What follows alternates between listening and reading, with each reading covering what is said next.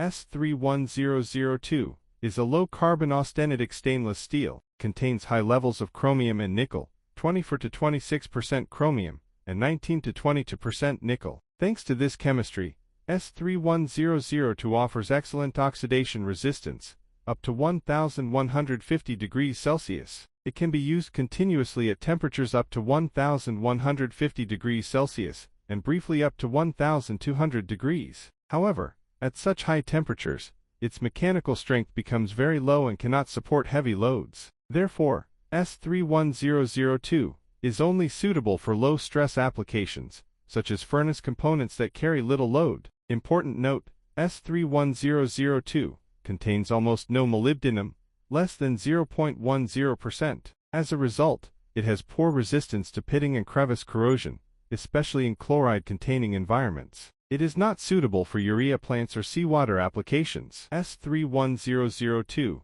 is mainly used in high-temperature, oxidizing environments. Typical applications include radiant tubes, muffles, and retorts in industrial furnaces. It is also used for heat treatment baskets, jigs, and fixtures. Other common uses include annealing covers, furnace rollers, and refractory anchor systems. It works well in cement plants, power plants, and petrochemical heaters. However, do not use S31002 where high mechanical stress or chloride corrosion is expected. At 1150 degrees Celsius, S31002 becomes soft, much weaker than at room temperature. It resists oxidation well, but it cannot support heavy loads. Nickel-based alloys, such as in kernel 600 or 625, maintain much higher strength at the same temperature. They also resist more complex corrosion, such as from sulfur or molten salts. So while S31002 works well for low-stress, high-temperature parts, nickel alloys are far stronger under load.